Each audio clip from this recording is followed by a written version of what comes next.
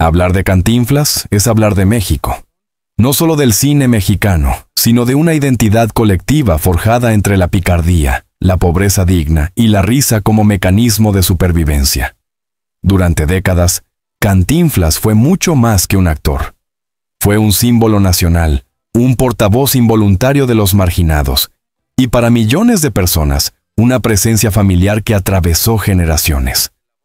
Sin embargo, detrás del traje raído, del bigote inconfundible y del verbo enredado que dio origen al término cantinflear, existía un hombre complejo, hermético y profundamente contradictorio. Un hombre cuyo final estuvo marcado por el silencio, la soledad y una serie de misterios que aún hoy siguen generando preguntas incómodas. Mario Fortino Alfonso Moreno Reyes nació en 1911, en el seno de una familia humilde del barrio de Tepito, en Ciudad de México. Desde muy joven conoció la precariedad, el trabajo duro y la necesidad de adaptarse para sobrevivir. Esos primeros años no solo moldearon su carácter, sino que también se convirtieron en la materia prima de un personaje que, sin saberlo, estaba destinado a convertirse en leyenda. Cantinflas nació en las carpas, esos teatros ambulantes donde el contacto con el público era directo, crudo y sin concesiones. Allí aprendió que la risa no era un lujo, sino una necesidad. El personaje del peladito, ese hombre pobre, astuto, mal vestido pero ingenioso, conectó de inmediato con las clases populares. Cantinflas no se burlaba del pobre, hablaba desde el pobre. Su humor no era elegante ni académico, era callejero, caótico y profundamente humano. En una época marcada por desigualdades extremas, su figura se convirtió en una forma de resistencia simbólica. Con el salto al cine, Cantinflas se transformó en un fenómeno masivo. Películas como Ahí está el detalle, El bolero de Raquel o Si yo fuera diputado, consolidaron su imagen y lo convirtieron en una de las figuras mejor pagadas del espectáculo latinoamericano.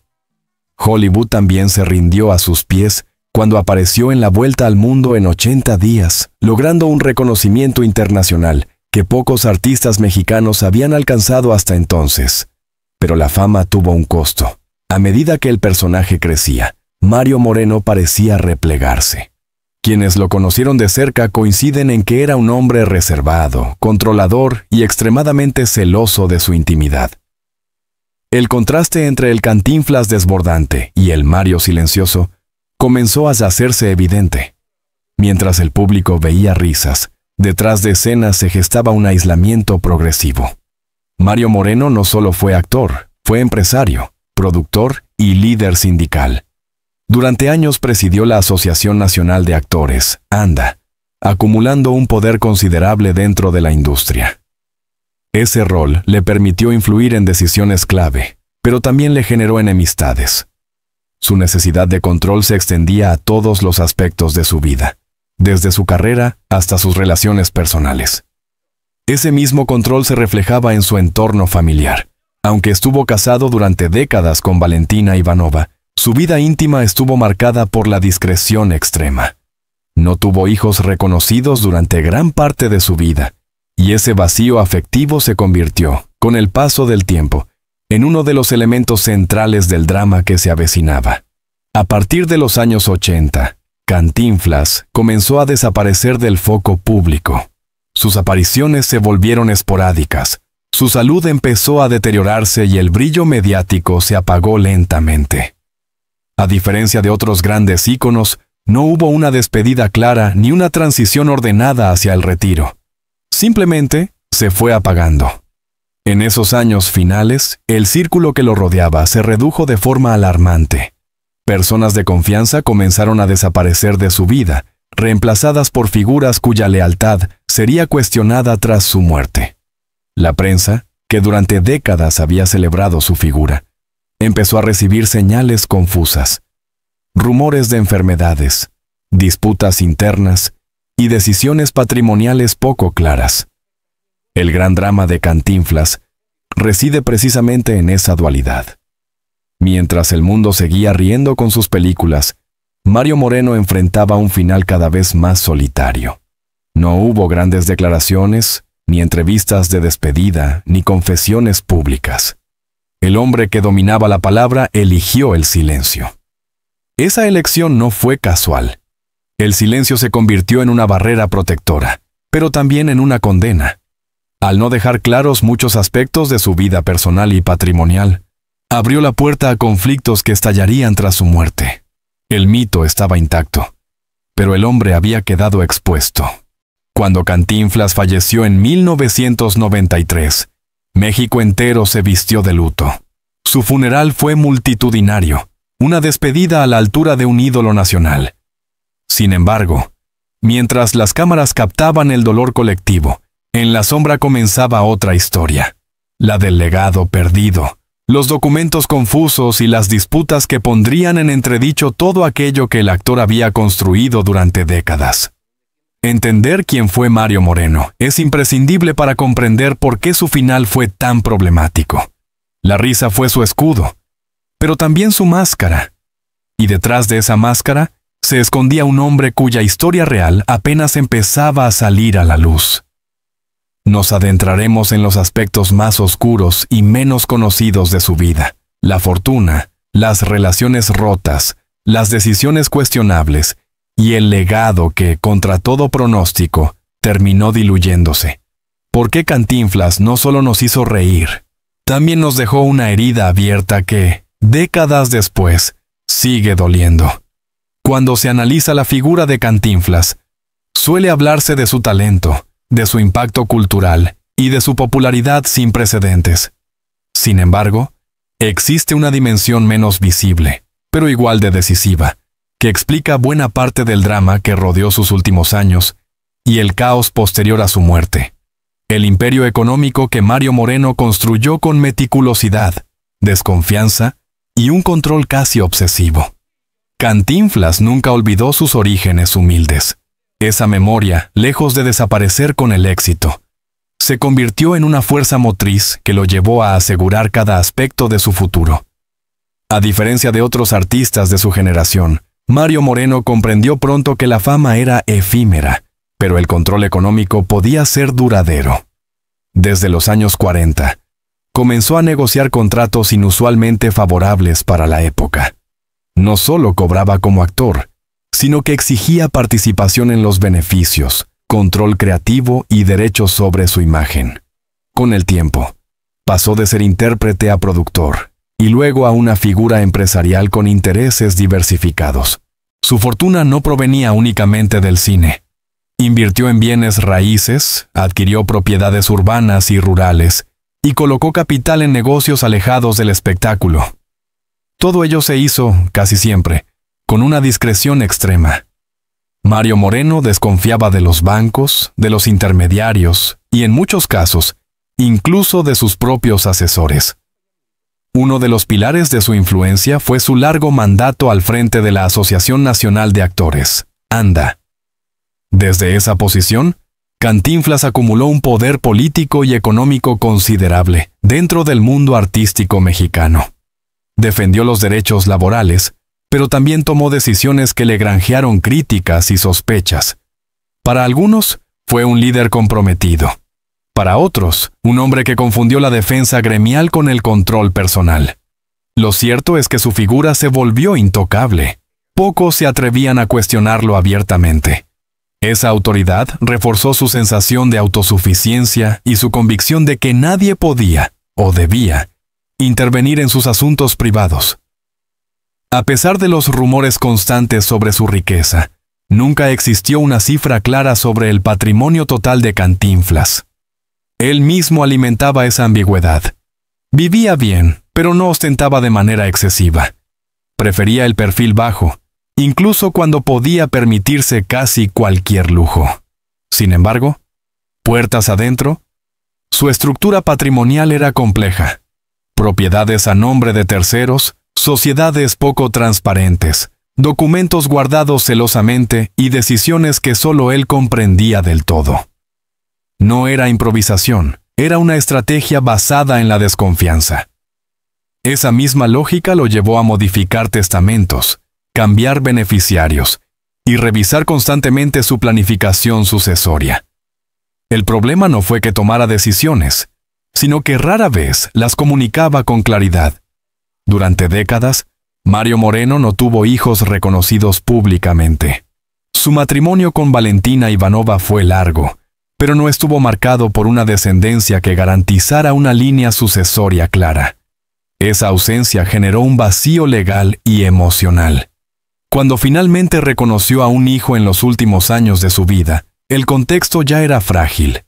Las decisiones tomadas en ese periodo serían cuestionadas más tarde, no solo por su contenido, sino por las circunstancias en las que se produjeron. ¿Fue una elección libre? ¿Hubo presiones externas? ¿Se encontraba en pleno uso de sus facultades? Las respuestas nunca fueron concluyentes. Uno de los rasgos más constantes de Cantinflas fue su temor a perder el dominio de su propio destino. Ese miedo se intensificó con la edad y el deterioro de su salud. A medida que se volvió más vulnerable, reforzó las barreras a su alrededor. Limitó visitas, redujo interlocutores y centralizó decisiones. Paradójicamente, ese intento de protegerse lo expuso aún más. Al no permitir una supervisión externa ni una planificación transparente, dejó abierta la puerta a interpretaciones, abusos y conflictos futuros. En el periodismo de investigación, este patrón es tristemente conocido. Figuras poderosas que, al aislarse, terminan rodeadas de personas cuya lealtad no siempre está alineada con el interés del protagonista. En sus últimos años, ya circulaban advertencias en círculos cercanos y en ciertos sectores de la prensa. Se hablaba de documentos confusos, de decisiones contradictorias y de una administración poco clara del patrimonio. Sin embargo, el respeto casi reverencial hacia Cantinflas impidió que estas señales se investigaran a fondo en vida. Nadie quería enfrentarse al mito. Nadie quería ser el periodista que cuestionara al hombre que había hecho reír a todo un país. Ese silencio colectivo tuvo consecuencias. Al momento de su muerte, Cantinflas dejó tras de sí un imperio económico que parecía sólido, pero cuyos cimientos eran frágiles. No porque faltara dinero, sino porque faltaba claridad. La fortuna existía, pero su estructura legal estaba plagada de zonas grises. Que el problema del legado de Cantinflas no comenzó después de su fallecimiento. Se gestó lentamente, durante años, en decisiones privadas tomadas en soledad, en la obsesión por el control y en la falta de una estrategia sucesoria transparente. Veremos cómo ese imperio invisible chocó con la realidad humana, la familia, las relaciones personales y las tensiones que estallaron cuando el hombre detrás del mito ya no pudo defenderse. Porque cuando el poder y el dinero se quedan sin dueño, los conflictos no tardan en aparecer. Para comprender el derrumbe final del mundo privado de Cantinflas, es imprescindible abandonar el escenario público y adentrarse en un territorio mucho más delicado, el de las relaciones personales, la familia y los vínculos que se fueron erosionando con el paso del tiempo. Allí, lejos de los aplausos y del reconocimiento popular, se gestó una red de tensiones, silencios y heridas, que explican por qué, tras su muerte, todo se volvió confuso, doloroso y profundamente conflictivo. Mario Moreno fue, ante todo, un hombre desconfiado. Esa desconfianza no nació con la fama, pero se intensificó con ella. Desde sus primeros años de éxito, estableció una frontera clara entre el personaje y su vida privada. Cantinflas pertenecía al público. Mario Moreno solo a sí mismo. Esa división se reflejó en su entorno familiar. Aunque estuvo casado durante décadas con Valentina Ivanova, la relación estuvo marcada por una discreción absoluta. No había entrevistas, no había exposiciones públicas, ni gestos de intimidad compartida ante la prensa. Para muchos, ese silencio era una muestra de elegancia. Para otros, una señal de distancia emocional. Con el tiempo, esa reserva se convirtió en aislamiento. Valentina Ivanova fue una figura central en la vida de Cantinflas, pero también una de las más enigmáticas. Acompañó al actor durante los años de mayor gloria y durante el inicio de su decadencia física. Sin embargo, su presencia nunca se tradujo en una red familiar amplia, ni en una estructura afectiva sólida. El matrimonio no tuvo hijos biológicos, y ese vacío marcó profundamente a Mario Moreno. En una sociedad donde la descendencia suele ser el eje del legado, la ausencia de herederos directos generó una sensación de incompletud. Según testimonios cercanos, Cantinflas era un hombre generoso en lo material, pero emocionalmente distante. La pareja envejeció junta, pero no necesariamente acompañada. Uno de los episodios más controvertidos de la vida privada de Cantinflas ocurrió en los últimos años de su vida: el reconocimiento legal de un hijo. La noticia sorprendió al público y abrió un abanico de interrogantes que nunca se disiparon del todo. El reconocimiento se produjo cuando el actor ya estaba enfermo y su capacidad de decisión era motivo de debate. Para algunos fue un acto de justicia tardía. Para otros, una maniobra oportunista facilitada por el aislamiento del comediante. La falta de transparencia en torno a ese proceso alimentó sospechas que se multiplicaron tras su fallecimiento. Lo cierto es que esa decisión alteró por completo el equilibrio de su entorno familiar y se convirtió en el epicentro de futuras disputas. A medida que su salud se deterioraba, Cantinflas redujo drásticamente su círculo de confianza. Amigos de toda la vida, colegas del medio artístico y colaboradores históricos fueron quedando al margen. En su lugar, aparecieron nuevas figuras, menos conocidas públicamente, pero con una influencia creciente en su día a día. Este fenómeno no es raro en figuras de gran poder y avanzada edad. La combinación de enfermedad, miedo y necesidad de control crea un terreno fértil para dependencias peligrosas. En el caso de Cantinflas, ese cierre progresivo del círculo generó un entorno opaco, difícil de supervisar desde el exterior. La familia extendida, cuando existía, tenía un acceso limitado. La información fluía mal, y las decisiones se tomaban sin consenso.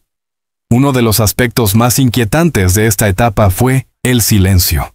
No hubo comunicados claros, ni explicaciones públicas, ni intentos de ordenar la narrativa.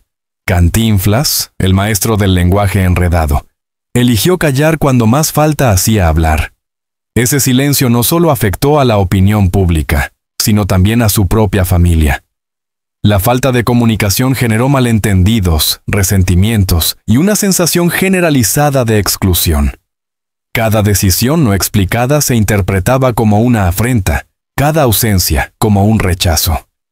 La enfermedad de Cantinflas no solo debilitó su cuerpo, también alteró la dinámica de poder a su alrededor. A medida que perdía autonomía, otros comenzaron a ocupar espacios decisorios. No siempre quedó claro quién tomaba realmente las decisiones, ni con qué motivaciones. En este contexto, la frontera entre ayuda y control se volvió difusa. Algunas personas afirmaron actuar en su nombre, otras fueron acusadas de manipulación. Sin documentación clara y con el protagonista cada vez más ausente, la verdad se fragmentó en versiones contradictorias. Tras la muerte de Cantinflas, muchas de estas tensiones salieron a la luz. Personas que habían guardado silencio durante años comenzaron a hablar. Familias divididas, amistades rotas y acusaciones cruzadas ocuparon el espacio mediático. Lo que debería haber sido un duelo colectivo se transformó en un enfrentamiento privado. Cada vínculo no resuelto se convirtió en un frente de conflicto. Cada silencio previo en una bomba de tiempo. Cantinflas no fue solo económico o legal, fue profundamente humano. Un hombre que hizo reír al mundo entero, pero que no logró construir una red afectiva capaz de sostenerlo en su momento más vulnerable. Veremos cómo estas tensiones personales se tradujeron en batallas judiciales, documentos desaparecidos y un legado que, lejos de unir, terminó por dividir. Porque cuando los silencios se acumulan durante años, su eco final puede ser devastador. La muerte de Cantinflas no cerró su historia, la abrió. Lo que siguió al multitudinario funeral no fue un proceso ordenado de sucesión, sino una cadena de disputas legales, documentos contradictorios y sospechas que, con el tiempo, erosionaron la imagen de uno de los íconos más queridos del país. La herencia de Cantinflas aquello que debía garantizar la preservación de su legado, se convirtió en un laberinto judicial donde la verdad se fragmentó y el patrimonio comenzó a diluirse. En las horas posteriores al fallecimiento, mientras México despedía al comediante con homenajes y lágrimas, los engranajes legales comenzaron a moverse. Abogados, notarios y familiares intentaban entender qué había dejado exactamente Mario Moreno. Pronto quedó claro que no existía una hoja de ruta sencilla. Aparecieron versiones de testamentos, algunos más recientes que otros, con cambios significativos en beneficiarios y disposiciones. Cada documento abría nuevas preguntas. ¿Cuál era el último válido? ¿En qué condiciones se había firmado? ¿Había plena lucidez en el momento de su redacción? La ausencia de un testamento indiscutible fue el primer gran detonante del conflicto. El proceso sucesorio se vio rápidamente contaminado por la falta de transparencia acumulada durante años. Propiedades a nombre de terceros, sociedades con estructuras poco claras y archivos incompletos dificultaron la reconstrucción del patrimonio real. En los tribunales comenzaron a circular versiones enfrentadas. Cada parte presentaba su propia interpretación de la voluntad del actor.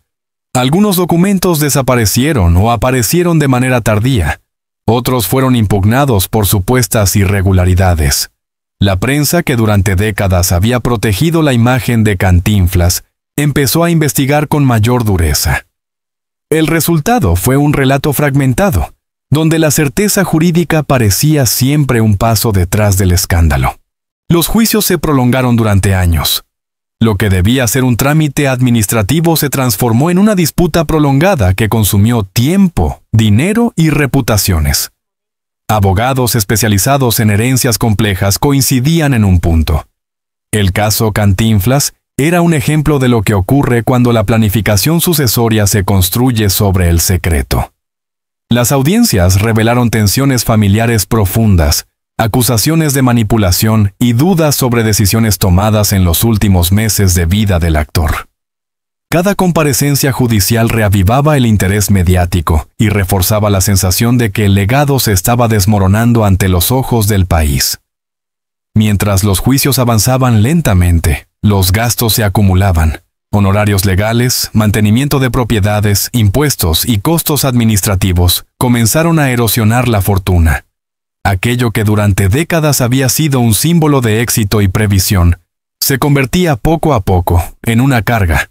Algunas propiedades fueron vendidas, otras quedaron abandonadas o en litigio. La falta de una gestión centralizada y consensuada aceleró el deterioro del patrimonio. Para la opinión pública, la pregunta era inevitable. ¿Cómo pudo perderse tanto en tan poco tiempo? La respuesta, una vez más, apuntaba al origen del problema, la falta de claridad. El escándalo no pasó desapercibido. Medios nacionales e internacionales comenzaron a publicar investigaciones, reconstrucciones y testimonios que contrastaban brutalmente con la imagen del Cantinflas eterno. El público, acostumbrado a ver en él un referente moral y cultural, reaccionó con desconcierto y tristeza. No se trataba de morbo, sino de decepción. La herencia perdida de Cantinflas simbolizaba algo más profundo: la incapacidad de proteger un legado colectivo. Cada titular sobre juicios y disputas era percibido como una herida abierta en la memoria cultural del país. Un caso ejemplar, por las razones equivocadas. Con el paso del tiempo, el caso Cantinflas empezó a estudiarse en ámbitos legales y académicos como un ejemplo de mala planificación sucesoria en figuras públicas. Lo que debía ser una referencia de éxito se transformó en una advertencia. Expertos coincidían en que el problema no fue la existencia de conflictos, algo habitual en herencias importantes, sino su magnitud y duración. La combinación de silencio, aislamiento y control excesivo había creado un escenario explosivo. El legado de Cantinflas no se perdió solo por errores legales, sino por decisiones humanas. La falta de diálogo, la desconfianza y el miedo a perder el control tuvieron consecuencias concretas y dolorosas. Analizaremos el impacto final de esta historia, ¿Cómo se recuerda hoy a Cantinflas? ¿Qué quedó realmente de su obra? ¿Y por qué su caso sigue siendo una herida abierta en la cultura popular? Porque a veces, el verdadero final de una leyenda no ocurre con su muerte, sino con la forma en que el mundo gestiona lo que deja atrás. La historia de Cantinflas no concluye con su muerte ni con el cierre de los tribunales. Termina, si es que alguna vez termina, en el terreno más complejo y duradero, la memoria colectiva. Allí donde los ídolos se vuelven símbolos, donde las risas sobreviven a las personas y donde los errores humanos se enfrentan al juicio del tiempo. El día de su funeral, México se volcó a las calles. Las imágenes de multitudes despidiendo a Cantinflas recorrieron el mundo. Era la despedida de un hombre que había acompañado la vida cotidiana de millones. Sin embargo, detrás de ese homenaje masivo, se ocultaba una realidad menos solemne, una herencia fracturada, una familia dividida y un patrimonio en disputa. Ese contraste marcó el tono del poslegado. Mientras el país celebraba al ícono, los cimientos privados se desmoronaban. La risa eterna convivía con expedientes judiciales, titulares incómodos y un silencio institucional que no supo, o no quiso, intervenir a tiempo. Si algo resistió el paso del tiempo fue su obra. Las películas de Cantinflas continúan transmitiéndose, estudiándose y reinterpretándose. Su lenguaje, su ritmo y su crítica social siguen vigentes. El cantinfleo se incorporó al diccionario. El personaje trascendió el celuloide. Pero esa permanencia no fue automática. Requirió esfuerzos de conservación, negociaciones por derechos y decisiones culturales que, durante años, estuvieron en riesgo por la fragmentación del legado. En más de una ocasión, la falta de acuerdos amenazó con retirar su obra de los circuitos públicos, un escenario impensable para una figura de su talla. La pregunta persistente fue, y sigue siendo, si el país supo proteger a su ídolo más allá del homenaje simbólico. Para una parte del público, conocer los detalles del conflicto sucesorio fue doloroso. No por el escándalo en sí, sino porque rompía una ilusión, la del artista íntegro, ordenado, ajeno a las miserias humanas. El caso Cantinflas obligó a separar al personaje del hombre, un ejercicio que no todos estaban dispuestos a hacer. El periodismo tuvo un rol incómodo pero necesario. Investigar sin destruir, informar sin sensacionalismo, contextualizar sin justificar. La figura del comediante soportó el impacto, pero su imagen quedó marcada por una grieta, la de un final mal resuelto. Con los años, el caso se transformó en una referencia obligada cuando se habla de herencias de figuras públicas. Abogados, gestores culturales y especialistas en patrimonio coinciden en que Cantinflas dejó una enseñanza clara. El éxito artístico no garantiza un legado ordenado. La fama no reemplaza la planificación. El silencio no protege. La lección es doble. Para los artistas, la necesidad de pensar el futuro con transparencia. Para las instituciones, la responsabilidad de intervenir cuando el patrimonio cultural está en riesgo. En ambos frentes, el caso expuso carencias estructurales. ¿Quedó la risa? Sin duda. Quedó el personaje que hablaba enredado para decir verdades incómodas. Quedó el reflejo de una época y de una forma de entender el humor como crítica social. Pero también quedó una herida, la sensación de que algo se perdió en el camino. No fue solo dinero, fue orden, fue claridad, fue la posibilidad de un cierre digno. El legado de Cantinflas sobrevivió a pesar de los errores, no gracias a una gestión ejemplar. Tal vez la forma más honesta de recordar a Cantinflas sea aceptando su humanidad completa. No solo el genio, sino también el hombre que temió perder el control. No solo el ídolo, sino el individuo que eligió el silencio cuando más necesitaba diálogo. Esa aceptación no disminuye su grandeza, la contextualiza, la vuelve más real, más cercana y, paradójicamente, más humana. La historia de Cantinflas sigue escribiéndose en cada proyección, en cada risa, en cada debate sobre su legado. Lo que sí queda claro es que su final nos interpela como sociedad.